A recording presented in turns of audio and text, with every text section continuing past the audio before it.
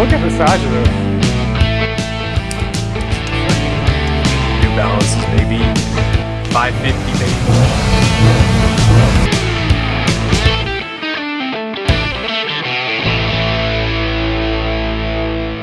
Do you guys remember the first video that we did with an Invidia exhaust here? Well, guess what? We're doing it again. So today, we're gonna put, what, Invidia sauce? Invidia Q300. There you go, Invidia Q300 exhaust on here, and we're gonna do an intake, and we're gonna do an access port. Anyway, so here's how it sounds stock.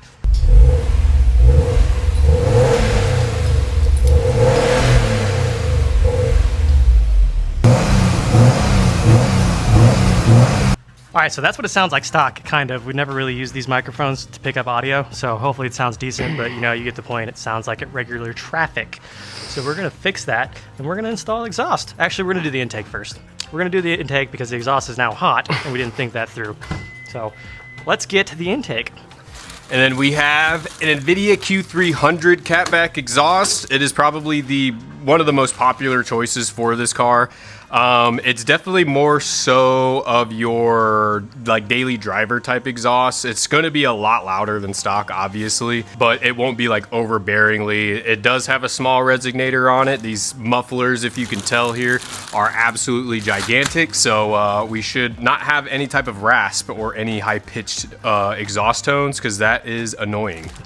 Then we have our Y pipe here with the very, very classic Invidia brand plate there, whatever you want to call that. So thanks, Invidia. Gaskets and sticker. More air intake stuff. More air intake stuff. And this is, feel how, like, That's ridiculous. Is that the mid-pipe? this is the carbon fiber Cobb Redline air intake deal. I don't exactly know what, it's one of the more efficient air intake systems for this car that I've read. It's also carbon fiber, so we got extra baller points for that one. And this is what this intake will look like. Oh, damn. Jesus. And it is real molded carbon fiber, and it weighs like literally nothing. I got my dirty little fingerprints all over it. Yeah. That's insane. Weighs absolutely nothing. Feel this secondary cameraman. Yeah. Bonkers. Shout out Cobb. That looks good. Yeah. Nice. So this is what we'll be getting on today. Obviously, I have an AP, Cobb AP in the car, so that will be going. Need to have a tune for an intake on Subarus. Pretty common and well-known fact. But if you are a new Subaru guy out there or getting into Subarus, tune your cars. Don't not tune them. All right, look at that. So your typical stock EJ257. We are getting rid of all of this for that system that we bought. The air oil separator will bolt right there. Access port gets plugged in on the inside, and obviously the exhaust gets bolted on underneath the car. So let's get started. Yeah, let's do this. Hey, you can't take a photo with the lens on. Have you been doing that this whole time? No. Oh, okay. I just heard. no. I heard the camera click, and I look over, and the lens was on it. Turn it back on. Magical moments is when you don't record in between, and all of a sudden this magical thing happens, and it's ruined. Ruined. All right, so that's that.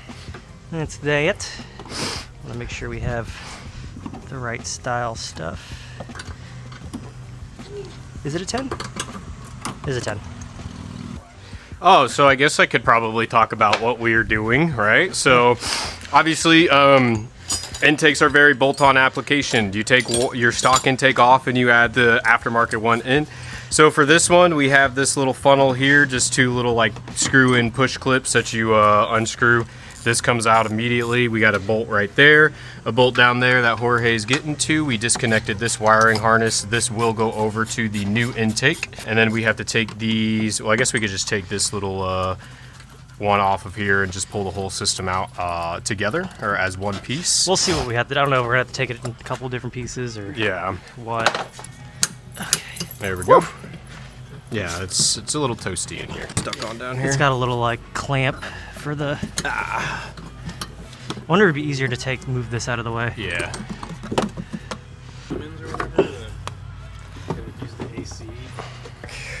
Oh, this needed to be replaced. This was Yeah, you just got to clean that out. doing its job.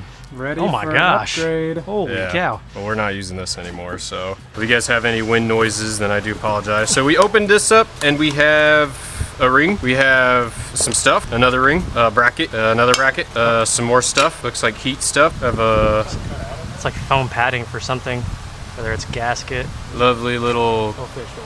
Cobb labeling there. Nice. Stickers, we like those. Stickers. Stickers. All right, so cool.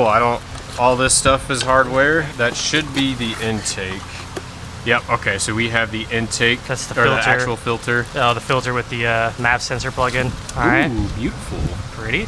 This should also have the cylinder for cooling mod in there, which is very important for your EJ257 as well. FA24s should use a cylinder for cooling mod. If you have like anything crazy done to a regular FA20, or if you have a WRX that has a FA20 in it, cylinder 4 cooling mod is crazy recommended for those. Just helps extra cooling get to that sticker. Helps extra cooling get to that cylinder 4, which is the cylinder that like gets the least amount of love, if you will, in terms of cooling. So This is actually really nice. yep, we got fitting lines there, we got heat wraps, more lines, which some of this we will have to cut. Then we have the can itself, which comes pre-built, so you don't have to stick anything on there. That looks absolutely gorgeous. IAG, you guys are wonderful. And some more stuff, so we're gonna tuck this back into here. Okay, so we need to figure out what exactly needs to be done to get this in, because we don't necessarily want to jump the gun and throw the air intake in there right off the bat, just in case there's stuff. I don't think the air intake should get in the way of this at all. They should be completely separate from each other, but we'll be sure. So let's go ahead and get this up front, and I'll start to. I can clear a spot on the bench. Oh, up here. Yeah. Yeah, let me get my garbage Let me out move of my the way. trash out of the way. Or Joseph's trash. It's all his car anyways.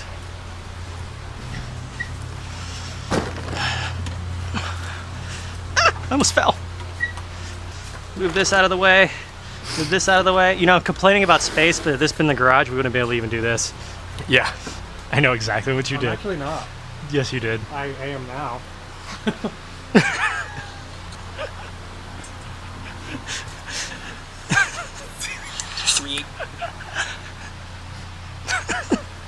Wait.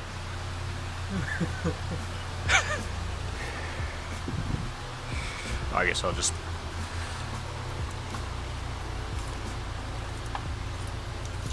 Alright, so we got the intercooler out of the car, so we're gonna do a little bit of decluttering with the nature that's inside of it, and then find out what our next step is.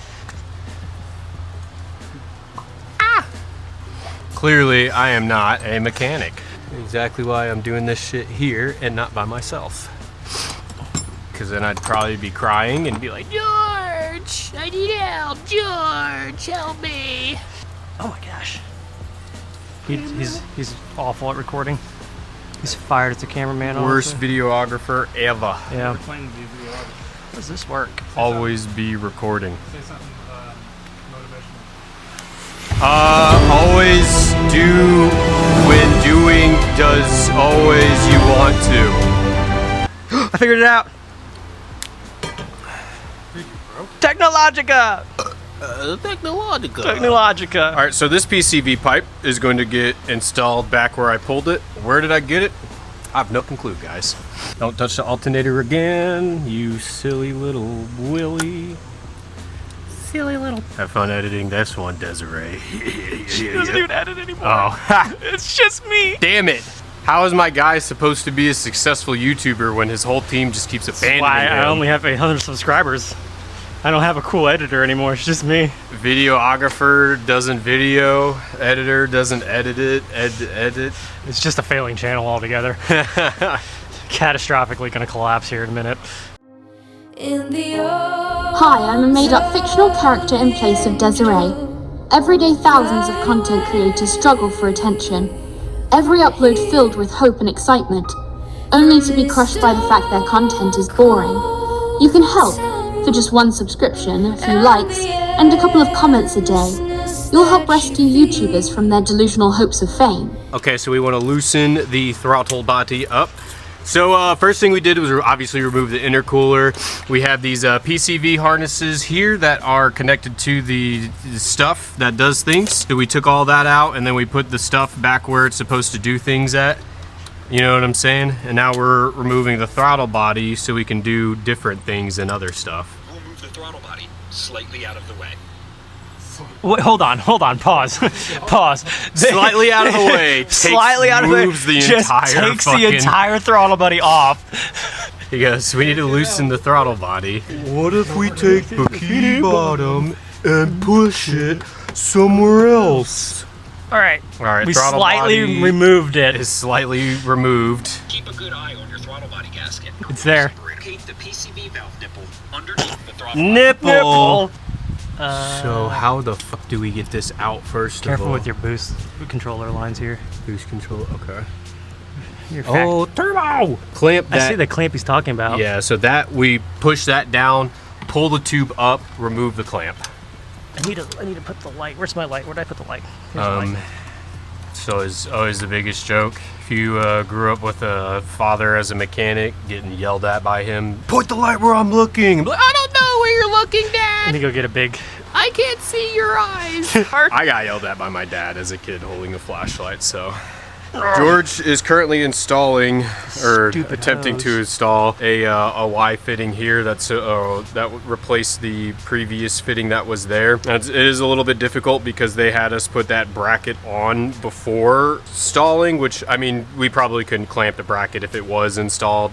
Like, we wouldn't be able to get the tool down there to be able to do that. So that's probably why they have us install it before putting it on. And then they just make us struggle bus the entire way through. Yeah, they're just like, they're fine, they'll figure it out. It's like over it. It's like over it, but that Like you need to get something on. no, that clamp won't let it go past it. No, I'm Because saying- no, listen to me. The clamp is smaller than the actual thing itself. It will not let it go past. Yeah. So we got it figured out. Basically, what we had to do are the two clamps that were on the 2-inch pipe, or the 2-inch line. We had to flip those around. One clamp ended up being a little tighter than the other, so. Yeah, there was a yellow clamp and a purple clamp, and the purple clamp was slightly larger than the yellow clamp, so when we switched them around, it allowed the hose to slide over that port while still being tight on there. So yeah, we were sitting there fighting ourselves pretty much. But Yeah, when it comes to modding your Subarus, you do not want to cheap out on your parts. Do not ever buy cheap parts for any car, really. Just remember, the cheaper, the more cost compromise you take, the more quality compromise you're getting. So you're what? Zooming in on this. my eBay headers. Oh. Well, you know. Yeah, I did weld those up 3 times, so that's why there's heat wrap on it now. Yeah, my freaking knees are already feeling it. There, just a little bit more. All right, so we got it tight. So we're gonna give her one good, and she's good. Let's get this bottom one there. We got her tight. All right, and then On to the next. what the fluff is next? As annoying as it is, they thought about everything, that's for sure. Yeah. Okay, so we got the Just a second. air oil separator, all that stuff installed. Now we're working on the Cobb carbon fiber intake over here on the bench. Okay, so now we are getting the air intake kind of put together. So far, because we kind of jumped ahead without recording, but so far we have this gasket, which they give you like a ring of pre-cut gaskets that you just peel off and add to. So we got this gasket onto here is really the only part besides disassembling the stock air intake system, which I think we recorded that, I don't know. Now we got the filter inside the very fancy fragile carbon fiber. I don't think it's fragile, but it feels fragile. It's Terrifying. touching that thing. I promise you we know what we're doing, but we also pretend we don't. It's too expensive not to look at them. This is gonna go on here. Yeah, because it wants you to put that on there first. Oh no, I'm stuck. I don't want to move anymore. Joe, you're a genius. You're all done. Get out and enjoy it. Damn. What time is it? Summertime. Say bye. Bye. I'm gonna go do date night stuff, and I'm gonna let them use my garage, and hopefully they don't burn it down. We're going to. That's okay. We're gonna burn this bitch down. Ooh, that's Solid. that kind of hurt. What is up, everybody? No, I'm kidding. Okay. I've always wanted to be a big famous YouTuber. I'm not gonna lie. That's like one of my secret like dreams I've had, but I've never done anything to work towards that dream because I'm like super lazy, super antisocial, and lazy. I think I said that. But obviously this is Jorge's channel, but Jorge's not here. He's going to do other things that are not as important as car parts, but whatever. So I got Joe here. We're gonna figure something out. Yeah, we're just slapping a catback exhaust on. Barring any super rusted bolts that might need to be cut, which this car is only 6 years old, so hopefully it isn't too bad underneath there. We won't really be doing much recording of us doing the actual work, so we're gonna do just a little bit of a time lapse. But to talk about, I know I talked about it a little bit before in the video before we got into our other shenanigans, but I ended up picking up an Invidia Q300 exhaust. It is a single catback exhaust that splits into a wide pipe to the dual mufflers here. So I'll have this muffler sitting on both sides. As far as mufflers go, this thing is gigantic. So this is more of an exhaust that is geared for, we'll say like daily driving aspect. The mid pipe, or the pipe that comes after the catback, which I think is the mid pipe, has a small resonator on it. So it should, Oh my gosh. yeah, it's all good. It should eliminate any rasp that may come from the exhaust. A little thing about me is that I hate raspy and high-pitched exhausts. I think that's all really I have to talk about. So without further ado, let's slap this son of a gun in there. Let's do it. So the first thing we're gonna want to do is get underneath the car. Oh these my off first? God! Do you want Where should we to do the so debolt that cat? Oh, let's let it eat. Oh, hey, here's a lovely looking screw. I wish you would have sprayed this like hours ago. Oh God, yeah, after that. Let me put some. Ow. Yeah, this should be real. I feel like this should be within our capabilities. Oh yeah, I can do this. Oh God, well, Joe's currently dead, and I'm leaving the crime scene so I don't get arrested. You just take my car. Yeah. Look at the size of this. Oh, this is so satisfying. I know. It's just on top of you. You're sitting on every sharp item we have out. Ow. Okay. Oh my God. Yeah. So we have the exhaust kind of laid out how it'll be in the car. Looks like this one kind of comes at a different angle than the factory. Yeah, so But the way that this one comes off of the cat and the bend that this has kind of makes me feel like it might present a little bit of a challenge, but we'll kind of figure that out as we go. But one thing I kind of wanted to show you a little attention to is this is how large the stock muffler is. It's how large the aftermarket one is. So just to kind of, again, talk about how big these mufflers are and the purpose of making a more pleasurable daily driver than just having exhaust drone out the ass. So good to be getting rid of this because you couldn't hear anything. Happy to be putting this on because you're going to hear most of the things. Convenient working on a car outfit ever. yeah. Oh, the mic stuck to the gas tank. I think you're dragging every tool I'm looking for underneath you. If I just let Is there a flathead somewhere?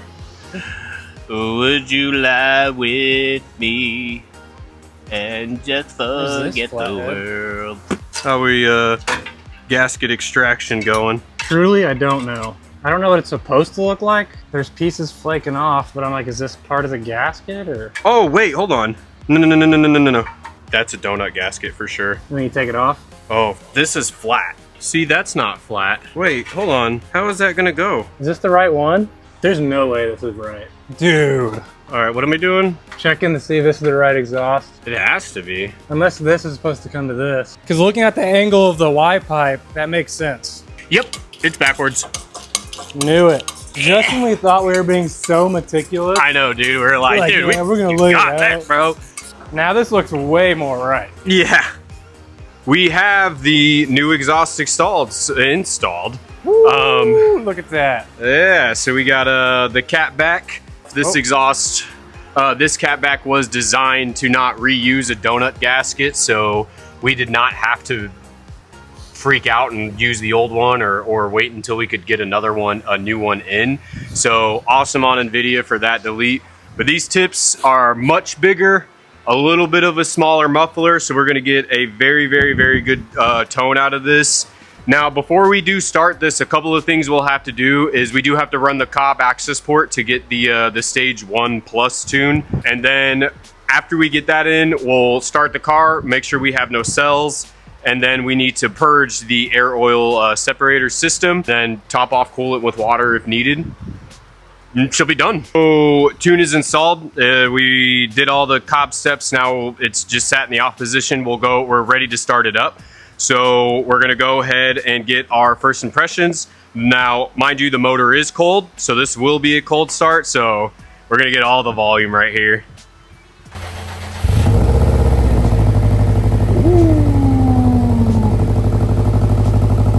Damn, dude.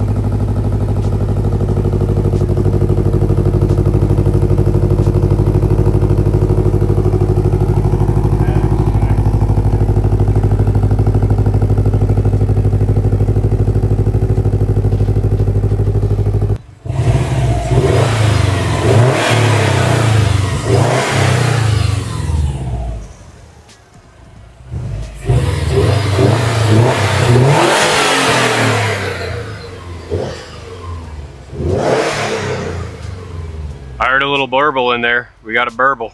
Little burbs. You got it? Yeah.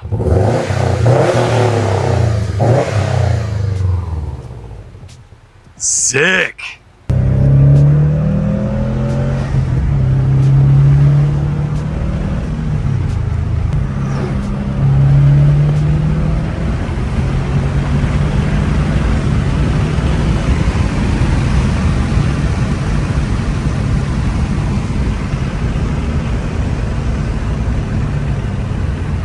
How does it feel? It like, I don't want to say it feels faster. I don't feel like it really pulls that much harder. And again, it's Cobb claims that the Stage 1 Plus should take you from like 260-ish wheel horsepower to about 309 is what the dyno graph showed, or like 306 or something like that. I feel like 40 wheel horsepower should be like, holy, like you should be able to feel that. Turbo noises, you can finally hear the turbo. I was about to say, I can hear it really good on this side. Oh my god. Do a nice little, just let her come all the way down. God, that sounds good. Oh, Invidia, you guys are fucking incredible. It's not like droney at all. No. Well, that was like with like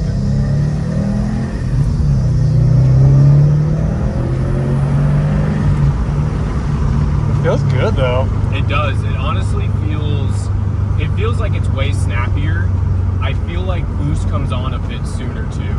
And I will say that was my biggest gripe with this car, like in stock form. The boost didn't come on till after 3,800 RPM, which was so annoying because you didn't have that low end power. Like you'd have to be in second gear to really pull out of anything.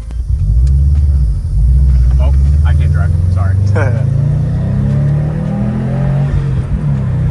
right, we'll load up a nice second gear.